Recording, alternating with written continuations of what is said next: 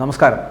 ലോക്സഭാ തെരഞ്ഞെടുപ്പ് പ്രഖ്യാപിച്ചതിന് ശേഷം കോൺഗ്രസ് നേതാവ് രാഹുൽ ഗാന്ധി അംബാനി അദാനി ഗ്രൂപ്പുകൾക്കെതിരെ വിമർശനം ഉന്നയിക്കുന്നില്ല എന്നാണ് പ്രധാനമന്ത്രി നരേന്ദ്രമോദിയുടെ ഒരു വിമർശനം.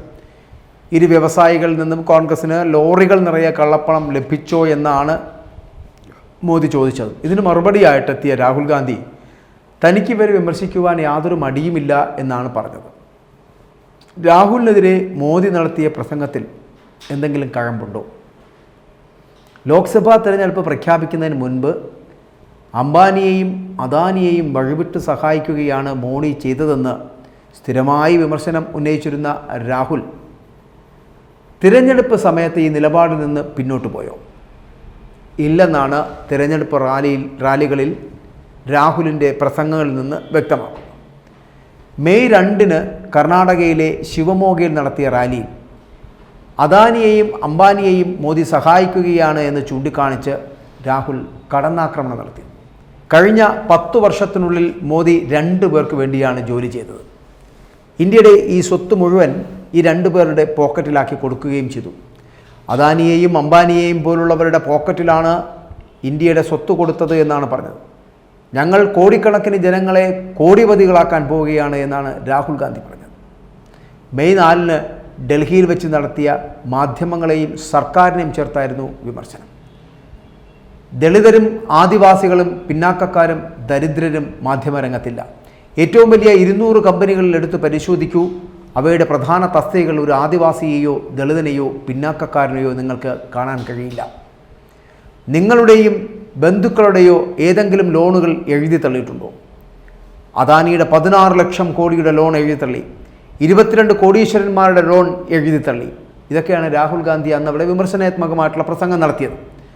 പരസ്പരം ആരോപണങ്ങൾ മാത്രം, ഇതിൽ മറുപടികളില്ല എന്നുള്ളതാണ്. മോദിയെയും രാഹുലിനെയും ആ സമയത്തിന് അതുകൊണ്ട് തന്നെ ഇപ്പോൾ ഒരു സംവാദത്തിന് ജഡ്ജിമാർ ക്ഷണിച്ചിരിക്കുകയാണ്. മെയ് 5 തെലങ്കാനയിൽ നടത്തിയ പ്രസംഗത്തിൽ രാഹുൽ ഇത് വീണ്ടും ആവർത്തിക്കുകയും ചെയ്ത സാഹചര്യത്തിലാണ്. കാരണം രാജ്യത്തെ വിമാനത്താവളങ്ങളെയും തുറമുഖങ്ങളെയും പ്രതിരോധ മേഖലയെയും വ്യവസായങ്ങളും ഒരാൾക്ക് മാത്രമായിട്ട്, അതായത് അദാനിക്ക് മാത്രമായിട്ട് പ്രധാനമന്ത്രി നരേന്ദ്രമോദി തീരെഴുതി നൽകി എന്നായിരുന്നു രാഹുലിൻ്റെ ആരോപണമെന്ന് പറയപ്പെടുന്നത്. മധ്യപ്രദേശിൽ മെയ് 6 നടത്തിയ പ്രസംഗത്തിലായിരുന്നു രാഹുലിൻ്റെ അടുത്ത അദാനി അംബാനി വിമർശനമുണ്ടാകുന്നത്. പൊതുമേഖലയെല്ലാം തുടച്ചു നീക്കപ്പെട്ടു. രാജ്യം ഭരിക്കുന്നത് 22-25 പേരാണ്. ആരെയൊക്കെയാണവർ? നിങ്ങളുടെ ഭൂമിയിലും വനത്തിലും ജലത്തിലും കണ്ടുള്ള അദാനിയെപ്പോലുള്ള കോടീശ്വരന്മാരാണ് ഇവർ എന്നാണ് അവർ പറഞ്ഞത്. BJP ഇവയെല്ലാം തട്ടിയെടുത്ത് ഇതുപോലുള്ള കോടീശ്വരന്മാർക്ക് നൽകുന്നു. ഇവർ നരേന്ദ്രമോദിയുടെ അടുത്ത സുഹൃത്തുക്കളാണ്. നിങ്ങൾ അദാനിയുടെ പേര് കേട്ടിട്ടുണ്ടോ? പ്രധാനമന്ത്രിക്ക് നിങ്ങളുടെ മണ്ണും ജലവും തട്ടിയെടുത്ത് അദാനിക്ക് നൽകണം എന്നുള്ളതാണ്. എല്ലാ വിമാനത്താവളങ്ങളും വൈദ്യുതി നിലയങ്ങളും തുറമുഖങ്ങളും മോദി നൽകിയിരിക്കുന്നത് ഈ 2 പേർക്കാണ്. അദ്ദേഹം ഒരിക്കലും നിങ്ങളുടെ ലോണുകൾ എഴുതി തള്ളിയിട്ടില്ല. പക്ഷേ ഇവിടെ 10-22ഓളം പേരുടെ ലോണുകൾ അദ്ദേഹം എഴുതി തള്ളിയിട്ടുണ്ട്. അത് അദ്ദേഹത്തിൻ്റെ സുഹൃത്തുക്കളാണ്. അദാനിയെ പോലുള്ളവരുടെ 16 ലക്ഷം കോടി രൂപയുടെ വായ്പകൾ വരെ എഴുതി തള്ളിയിട്ടുണ്ട് എന്നുള്ളത്. അങ്ങനെ രാഹുൽ ഗാന്ധിയുടെ ഈ വാദഗതികളൊക്കെ പലപ്പോഴും കേൾക്കുന്നുണ്ട്, പലരും അറിയുന്നുണ്ട്. മോദി രാഹുലിനെതിരെ ഈ വിമർശനം ഉന്നയിച്ചതിൻ്റെ തൊട്ട് മുൻപത്തെ ദിവസം രാഹുൽ ഗാന്ധി അദാനിക്കും മോദിക്കുമെതിരെ ശബ്ദമുയർത്തിയിരുന്നു. മെയ് 7 ജാർഖണ്ഡിൽ നടത്തിയ റാലിയിൽ ആദിവാസികളുടെ ഭൂമി മോദി തട്ടിയെടുത്ത് അദാനിക്ക് കൊടുത്തുവെന്ന്, അല്ലെങ്കിൽ അദാനിക്ക് നൽകുന്നുവെന്നായിരുന്നു രാഹുൽ ഗാന്ധിയുടെ ആരോപണമെന്ന് പറയപ്പെടുന്നത്. ഈ ആരോപണം ഉന്നയിച്ചപ്പോഴും മൗനമായിരുന്നു. നിങ്ങൾ ആദിവാസികളാണെന്ന് BJP പറയുന്നു, പക്ഷെ നിങ്ങളുടെ ഭൂമി തട്ടിയെടുത്ത് അദാനിക്ക് നൽകുന്നു. മോദി എന്ത് ചെയ്താലും അതെല്ലാം കോടീശ്വരന്മാരായിട്ടുള്ള അദ്ദേഹത്തിൻ്റെ സുഹൃത്തുക്കൾക്ക് വേണ്ടി മാത്രമാണ് എന്നാണ് ജാർഖണ്ഡിലും ഈ രാഹുൽ ഗാന്ധി പ്രസംഗിച്ചത്. അദ്ദേഹത്തിന് അംബാനിയെയും അദാനിയെയും പോലുള്ള 22 കൂട്ടുകാരുണ്ട് എന്നാണ് അദ്ദേഹം പറഞ്ഞത്. അവർക്ക് വേണ്ടി മാത്രമാണ് ഇന്ത്യ ഭരിക്കുന്നത്. ഭൂമിയും കാടും വെള്ളവും എല്ലാം അവർക്ക് വേണ്ടിയിട്ട് തട്ടിയെടുക്കപ്പെടുന്നു എന്നാണ് അദ്ദേഹം പറഞ്ഞത്. പൊതുമേഖലയിലാണെങ്കിൽ ദളിതർക്കും ആദിവാസികൾക്കും പിന്നോക്ക വിഭാഗക്കാർക്കും സംവരണം ലഭിക്കുന്നു. എന്നാൽ മോദിയാണെങ്കിലോ മോദി പൊതുമേഖലയെ സ്വകാര്യവൽക്കരിക്കുന്നു. ഇങ്ങനെ രാഹുൽ കടന്നാക്രമണം നടത്തിക്കൊണ്ടേയിരുന്നു. 2019 ലോക്സഭാ തെരഞ്ഞെടുപ്പിന് രാഹുൽ മോദിയെ സമാനമായിട്ടുള്ള വിഷയത്തിൽ കടന്നാക്രമിച്ചിരുന്നു. 2 ഭാരത് ജോഡോ യാത്രകളിലും രാഹുൽ അദാനി അംബാനി മോദി കൂട്ടുകെട്ട് വലിയ ചർച്ചയാക്കിയിരുന്നു രാഹുൽ ഗാന്ധി. സ്ഥിരമായി അദാനിയെയും അംബാനിയെയും വിമർശിക്കുന്ന രാഹുലിൻ്റെ ശൈലിക്കെതിരെ BJP പലതവണ രംഗത്തെത്തുകയും ചെയ്തിരുന്നു. ഒപ്പം തന്നെ ഇലക്ട്രൽ ബോണ്ട് വന്നപ്പോൾ ഇലക്ട്രൽ ബോണ്ട് വിഷയത്തിലടക്കം പ്രതിക്കൂട്ടിലായിട്ടുള്ള BJPക്ക് പണക്കാരെ മാത്രം സഹായിക്കുന്ന സർക്കാർ എന്ന രാഹുലിൻ്റെ ആരോപണം തിരിച്ചടിയായേക്കും എന്ന വിലയിരുത്തൽ കൂടി അതിനകത്തുണ്ട് എന്നുള്ളതാണ്. ഇത് മറികടക്കാനാണ് മോദി പതിവില്ലാത്ത വിധം അംബാനിയെയും അദാനിയെയും പൊതുരംഗത്തേക്ക് വലിച്ചിട്ട് രാഹുലിനെ കടന്നാക്രമിച്ചത് എന്നാണ് രാഷ്ട്രീയ നിരീക്ഷകർ അടക്കം ഇപ്പോൾ വിലയിരുത്തുന്നത്.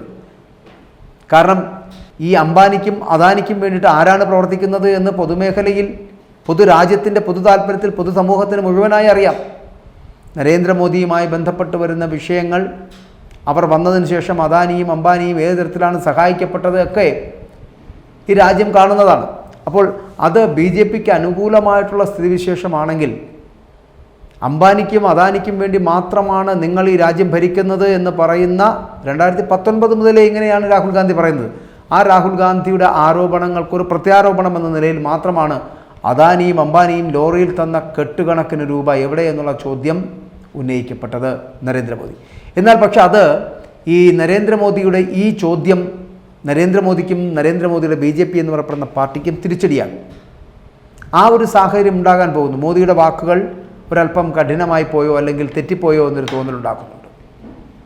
ലോക്സഭാ തിരഞ്ഞെടുപ്പ് കഴിയുമ്പോൾ, ലോക്സഭാ തിരഞ്ഞെടുപ്പ് പ്രഖ്യാപിച്ചതിന് ശേഷമാണ് ഈ അദാനി അംബാനി കൂട്ടുകെട്ടുകളെക്കുറിച്ച് ഇങ്ങനെ വാദപ്രതിവാദങ്ങൾ ഉണ്ടാകുന്നത്. ഇപ്പോൾ ഇപ്പോൾ രാഹുൽ ഗാന്ധി പറയുന്നതും നരേന്ദ്രമോദി പറയുന്നതും രണ്ടുപേരും രണ്ട് തരത്തിൽ നിന്ന് സംസാരിക്കുന്നു എന്നല്ലാതെ ആർക്കും ഇതിനെക്കുറിച്ച് ഇതിൻ്റെ യാഥാർത്ഥ്യം എന്താണെന്ന് അറിയില്ല. അപ്പോൾ ഇവിടെ സുപ്രീം കോടതി ജഡ്ജിമാരടക്കം പറയുന്നില്ലേ, നിങ്ങൾ രണ്ടുപേരും ഒരു വാഗ്വാദത്തിന് തയ്യാറാണെങ്കിൽ നിങ്ങളെ വെല്ലുവിളിക്കുന്നു. രാഹുൽ ഗാന്ധിയും നരേന്ദ്രമോദിയും നേർക്കുനേർ വന്നു നിന്ന് ജനങ്ങളോട് സംവദിക്കൂ. നമ്മളറിയാം, ഈ അമേരിക്കയിലൊക്കെ നടക്കപ്പെടുന്ന ചില ഇലക്ഷൻ പ്രചരണങ്ങളിൽ ഇത്തരത്തിൽ പ്രസിഡന്റ് പദവിയിലേക്ക് എത്തപ്പെടുന്നവർ ജനങ്ങളോട് സംവദിക്കുന്ന ഒരു പരിപാടിയുണ്ട്. അതുപോലെ നമ്മുടെ നരേന്ദ്രമോദിക്കും രാഹുൽ ഗാന്ധിക്കും അത്തരത്തിലൊരു സംവാദത്തിന് തയ്യാറുണ്ടെങ്കിൽ, നട്ടലുണ്ടെങ്കിൽ ആ സംവാദത്തിന് തയ്യാറെടുക്കുക. അത് രാഹുൽ ഗാന്ധി ആണെങ്കിലും നരേന്ദ്രമോദി ആണെങ്കിലും അങ്ങനെ സംവാദത്തിൽ പങ്കെടുത്ത് അവർ ജനങ്ങളോട് എന്താണ് സത്യാവസ്ഥ എന്ന് തുറന്നു പറയൂ. വെറുതെ രണ്ടിടത്ത് നിന്ന് രണ്ട് സ്റ്റേറ്റ്മെൻറ്റുകൾ പറയാതെ ഒരേ സ്ഥലത്ത് നിന്നുകൊണ്ട് സത്യാവസ്ഥ ജനങ്ങൾ അറിയട്ടെ, ആ തരത്തിൽ സംസാരിക്കുവാനുള്ള നട്ടലുണ്ടോ നിങ്ങൾക്ക്? അതാണ് ചെയ്യേണ്ടത്. അതാണ് ഇപ്പോൾ സുപ്രീം കോടതി ജഡ്ജിമാർ പറയുന്ന ഒരു സംവാദത്തിനായി നിങ്ങൾ വരും, ഞങ്ങൾ തയ്യാറാണ്. അവർ ഈ പറയുന്ന രണ്ടുപേരെയും കൂട്ടിയിണക്കിക്കൊണ്ട് ഒരു സംവാദം സംഘടിപ്പിക്കുവാനും ആ സംവാദത്തിൽ ചേർന്ന് നിന്നുകൊണ്ട് ആ സംവാദത്തിൽ നിങ്ങൾക്ക് മറുപടി പറയാം, രാഹുൽ ഗാന്ധിക്കും നരേന്ദ്രമോദിക്കും. അങ്ങനെ പറയുവാൻ കഴിവുണ്ടെങ്കിൽ അത് ചെയ്യൂ. അതാണ് ഈ ഇന്ത്യയിൽ ഇനി നടക്കാനുള്ള ഏറ്റവും നല്ല പ്രചാരണ പ്രവർത്തനങ്ങൾ എന്ന് പറയപ്പെടുന്നത്. കാരണം ജനങ്ങൾ സത്യാവസ്ഥ അറിയട്ടെ, നിങ്ങളിൽ ആരാണ് കള്ളൻ എന്ന് തിരിച്ചറിയപ്പെടട്ടെ. എന്നും ഇങ്ങനെ ഒരു മുഖംമൂടിയുടെ അടിയിൽ ജീവിക്കുവാൻ മാത്രം കഴിയാതെ യഥാർത്ഥത്തിൽ ആരാണ് ശരി ആരാണ് തെറ്റ് എന്ന് ഈ ഇന്ത്യക്ക് മനസ്സിലാക്കി കൊടുക്കും. അതിനുവേണ്ടി രാഹുൽ ഗാന്ധിയും നരേന്ദ്രമോദിയും ഒരേ സമയം ഒരു സംവാദത്തിനായി തയ്യാറെടുക്കുന്നത് നല്ലതായിരിക്കും.